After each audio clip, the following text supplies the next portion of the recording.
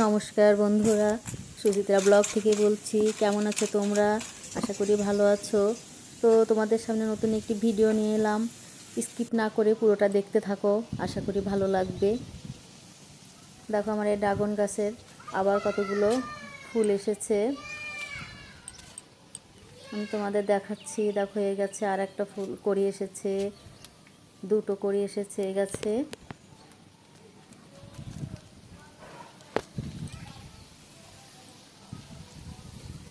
আজকে আমি তোমাদের আমার ছাদটা একটু ঘুরে দেখাই। আসলে ছাদটা খুব অপরিচ্ছন্ন হয়ে আছে, শরীরটাও বেশি ভালো নার জন্য পরিষ্কার করতে পারছি না। রোদের প্রচণ্ড তাপ, ছাদে কাজ করা যায় না, অনেক অপরিচ্ছন্ন হয়ে আছে, গাছে আগাছা হয়েছে। তো যাই হোক, একটু সময় পেলে আবহাওয়াটা পরিবর্তন হলেই এগুলো পরিষ্কার করতে হবে। দেখো এই গাছে আর একটা কড়ি এসেছে, দুটো কড়ি এসেছে এই গাছে।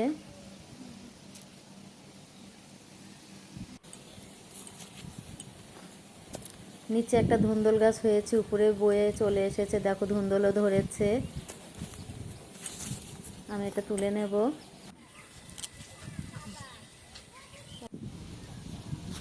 দুটো ধরেছে। তো গাছটার আগাটা আমি সুন্দর করে একটু তুলে দিচ্ছি। গাছটা খুব সুন্দর হয়েছে। এখানে একটা সিম গাছও আছে।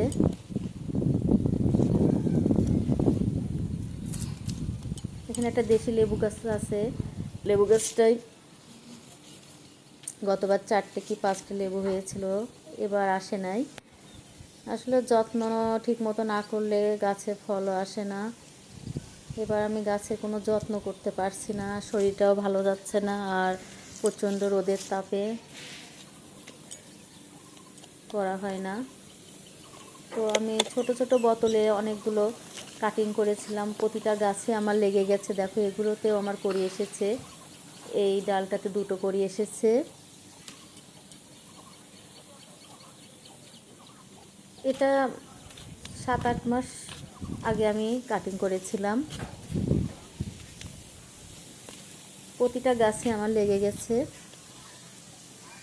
আর এটা সেই ঝড়ে পড়ে যাওয়া গাছটা চুরমার হয়ে ভেঙে গিয়েছিল। তো যাই হোক, একটা মাত্র কড়ি এসেছে এই গাছটাতে, নতুবা এই গাছটাতে অনেক কড়ি আসতো, অনেক ফুল ফুটতো, ফল হতো। তো দেখা যাক, হয়তো দেরি হবে, আসতেও পারে, ফল নাও আসতে পারে। তো গতকাল রাত্রিতে এই ফুলটা ফুটেছে, আজকে সকালে দেখো কতটা মলিন হয়ে গেছে। এই ফুলটা আমি জানি বিকেলে দেখলাম ফুলটা ফুটবে, তো রাত্রিতে আমি ছাদে এলাম, তখন বাজে 12টা, যে দেখি তো ফুলটা ফুটেছে কি না। তো আমি সেই ফুলটা ভিডিও করে রেখেছি, তোমাদের দেখাবো। তো দেখি যে ছাদে এসে দেখি যে সত্যি ফুলটা ফুটেছে। দেখো এই সেই ফুলটা যেটা আমি রাত্রিতে ভিডিও করেছি, 12টার সময় আমি ছাদে এসেছিলাম, দেখি যে এই ফুলটা ফুটেছে। আমার হঠাৎ করে মনে হলো, তো ছাদে এলাম, তখন আমি দেখি যে ফুলটা ফুটে গেছে।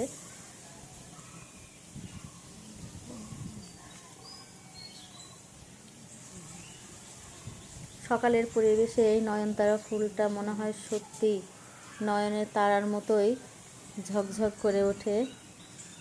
ছাদে এলে চোখে পড়ে। নয়নতারা ফুলটা আসলেও খুব সুন্দর।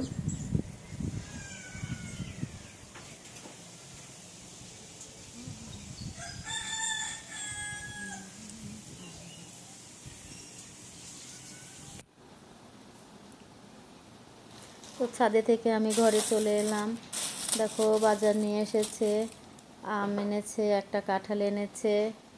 আসলে আমাদের কাঁঠালে বেশি খাওয়া হয় না গ্যাসের প্রবলেমের জন্য, তো ছোট দেখে একটা আনা হয়েছে, বছরের ফল, না খেলে ভালো লাগে না, একটা দুটো খাবো, যাই খাই। তো আলু এনেছে, পেঁয়াজ, মিষ্টি কুমড়ো আর কচুরলতি। তো আজকে এই কচুরলতিটা দিয়েই আমি মাছ রান্না করব, শুকনো করে চচ্চড়ি করব।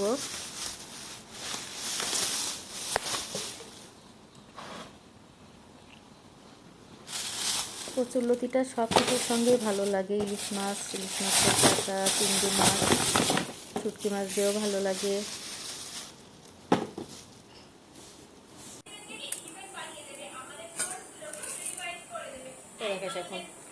তো আমি এখন গাছে থেকে দুটো ধুন্দল পেড়ে এনেছিলাম, কেটে নিচ্ছি ভাজি করবার জন্য। আর কচুরলতিটাও কেটে নেব মাছ দিয়ে রান্না করবার জন্য।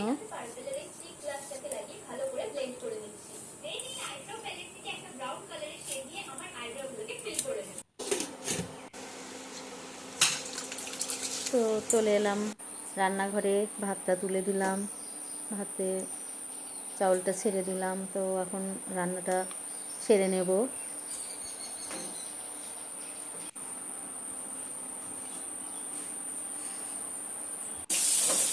তো ভাতটাকে নামিয়ে নিই, ভাতটা হয়ে গিয়েছে। এখন মাছটা ভেজে নিচ্ছি। কচুরলতিটা আমি তুলে দিয়েছি। কচুরলতি করব, ধুন্দলটা ভাজা করব, আর মসুরের ডাউল রান্না করব। আমি তরকারিতে মাছটা দিয়ে দিলাম। এটা আমি শুকনো করে রান্না করব।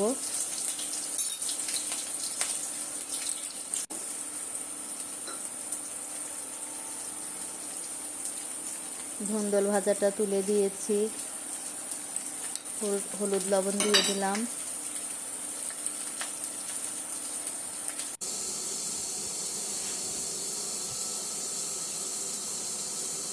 মাছের তরকারিটা হয়ে গিয়েছে, ধুন্দল ভাজাটাও হয়ে গিয়েছে। এখন মসুরের ডাউলটা তুলে দেব। আমি ডাউলের জলটা তুলে দিয়েছি চুলোয়।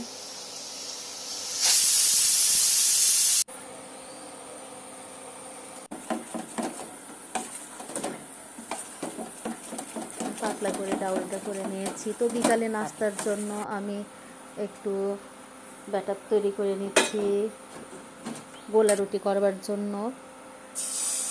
হালকা তেল কড়াইয়ে ব্রাশ করে দিলাম। তো আমি বেশি তেল দেবো না, অল্প তেলেই এই গোলা রুটিটা ভাজবো। নিয়ে আসা আমার কাঁঠাল দিয়ে খাবার জন্য।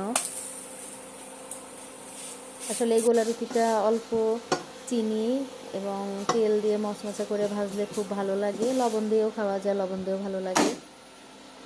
মিষ্টি কিছু দিয়ে খেলে লবণ দিয়ে ভাজলে ভালো লাগে, আর এমনি খেলে চিনি দিয়ে করলে ভালো লাগে খেতে।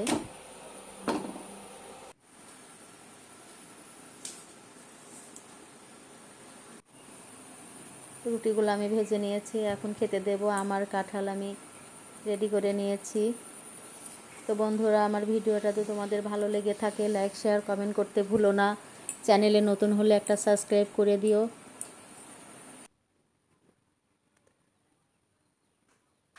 পাশে থেকো, ভালো থেকো, এই কামনায় বিদায় নিচ্ছি।